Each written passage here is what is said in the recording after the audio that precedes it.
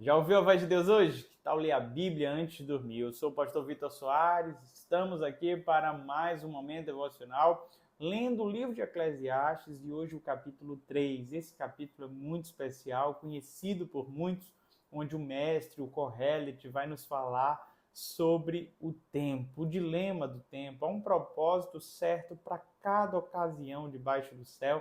E eu quero começar lendo esta poesia que nós encontramos aqui falando a respeito do tempo, e eu te convido a ler esse texto comigo. Eclesiastes 3:1. Para tudo há uma ocasião certa, há um tempo certo para cada propósito debaixo do céu. Tempo de nascer, tempo de morrer, tempo de plantar, tempo de arrancar o que se plantou, tempo de matar e tempo de curar, tempo de derrubar e tempo de construir, tempo de chorar e tempo de rir, tempo de prantear e tempo de dançar, tempo de espalhar pedras e tempo de ajuntá-las, tempo de abraçar e tempo de se conter, tempo de procurar e tempo de desistir, tempo de guardar e tempo de jogar fora, tempo de rasgar e tempo de costurar, tempo de calar e tempo de falar, tempo de amar e tempo de odiar, tempo de lutar e tempo de viver em paz.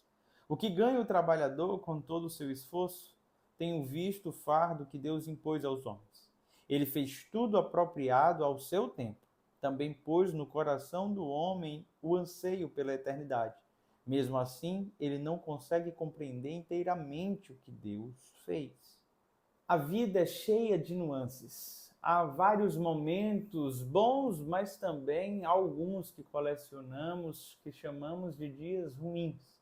Nem tudo na vida são flores. E eu sei que muitas vezes a gente gosta de se apegar a um momento.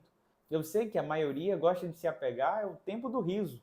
A maioria gosta de se apegar ao tempo de dançar, ao tempo de construir, ao tempo de ajuntar. Mas a vida não é feita apenas disso. Há o dia de chorar, há o dia de prantear, há o dia de destruir, de desistir. Essas coisas fazem parte da vida. E quando nós entendemos a dinâmica da vida, os movimentos, as oscilações, a vida passa a ter um novo sentido. A nossa experiência passa a ser mais madura. A gente não é mais levado por qualquer circunstância, mas passamos a ter uma estabilidade. Uma estabilidade onde a nossa alegria independe se a gente está chorando ou se a gente está sorrindo, se a gente está pranteando ou dançando. Quando a gente encontra esse cenário de contentamento, que é um contentamento que Paulo vai nos falar lá no livro de Filipenses, essa carta que ele escreve quando estava na prisão, ele diz: descobri o segredo de viver contente. Ele pode todas as coisas naquele que o fortalece. Essa é a declaração que o apóstolo Paulo fazia naquele tempo e que eu e você precisamos compreender nos nossos dias. Em Cristo Jesus, nós podemos passar por toda e qualquer circunstância. Mas o autor de Eclesiastes, limitado pelo tempo e a revelação divina que ele aí tinha, ele diz: olha, a vida não é um ambiente de certezas. Na verdade, a vida é insegura. A vida nos proporciona dias de glória e dias de derrota. E entender que a vida se estabelece dessa forma e viver cada um dos propósitos é ter maturidade. Desfrutar cada um dos momentos, quer sejam dias dolorosos ou momentos prazerosos, faz com que eu e você sejamos pessoas mais contentes, pessoas que entendem realmente a vida. Só que ele termina falando sobre algo que ele não consegue compreender. Ele diz que Deus colocou no coração do homem um anseio pela eternidade e o homem não entende o que Deus fez. Realmente, todos nós temos um anseio de nos perpetuarmos.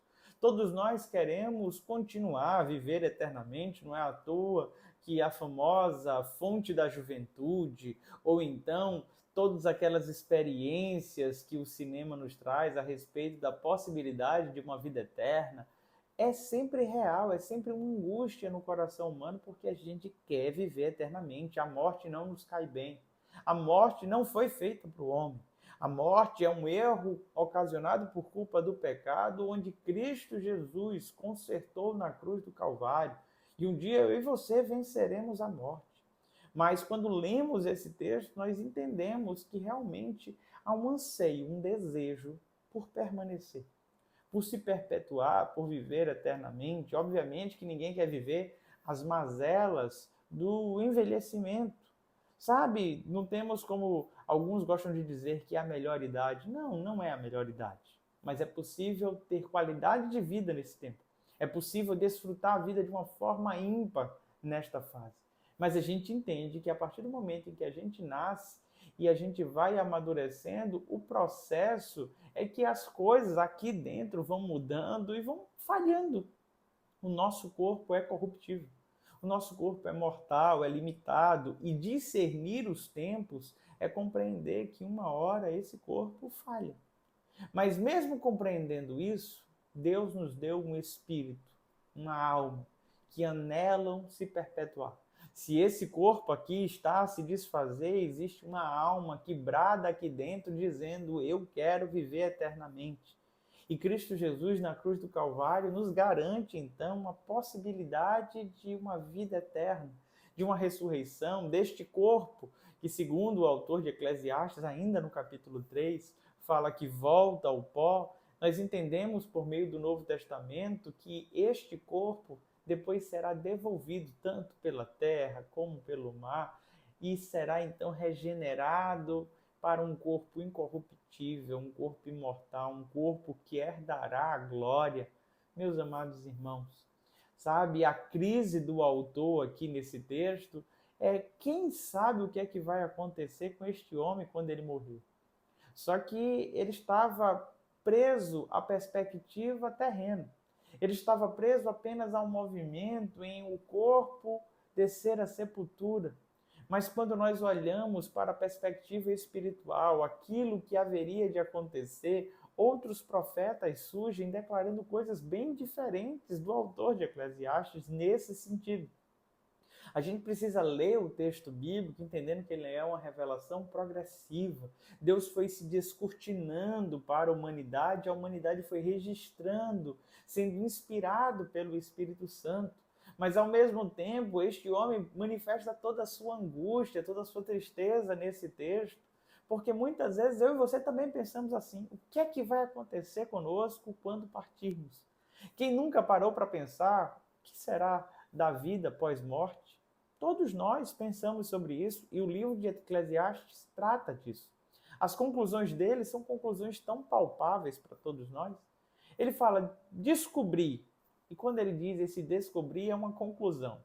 A conclusão dele sempre se resume a: desfrute do seu trabalho, divirta-se ao longo dessa jornada, coma, beba, se alegre. Sempre ele vai caminhar numa perspectiva de desfrute o dia de agora. Sabe, quando nós entendemos o discernimento dos dias, a gente realmente começa a viver uma vida muito, mas muito mais feliz e produtiva. A minha oração no dia de hoje é que você possa caminhar no tempo certo. Sabe, tem uma ilustração que me ajuda muito nessa jornada. Não sei quantos dos irmãos têm a experiência de fazer viagens de carro. Quando nós viajamos de carro, nós precisamos tomar uma série de cuidados. Por mais que você queira chegar rápido, existem momentos na caminhada que você vai ali na estrada precisar frear, reduzir a velocidade, às vezes mudar a rota para chegar ao destino.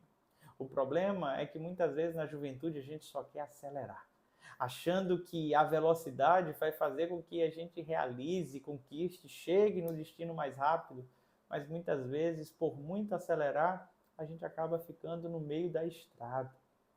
A gente acaba sendo paralisado pelas tragédias da vida. Qual é a minha oração no dia de hoje?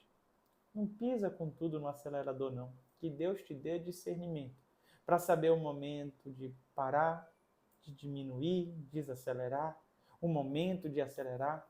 Discernir os tempos é a minha oração para você no dia de hoje. Vamos falar com Deus? Ó Deus, nos dá essa capacidade de entender o momento em que estamos vivendo, discernir os tempos e viver para a Tua glória, Pai. Que possamos caminhar de acordo com a Tua vontade. Um momento que é para acelerar, que aceleremos. Um momento que é para reduzir, que venhamos a reduzir. Que ninguém ultrapasse os seus limites. Ó Pai, se revela ao teu povo nessa hora. Temos um desejo pela eternidade. Nos faz compreender, Deus, aquilo que o Senhor preparou para nós. É no nome de Jesus que te oramos. Amém. Deus te abençoe, meu amado irmão e irmã. Não se esqueça de se inscrever no nosso canal, curtir, comentar, compartilhar. Até amanhã às 21h30.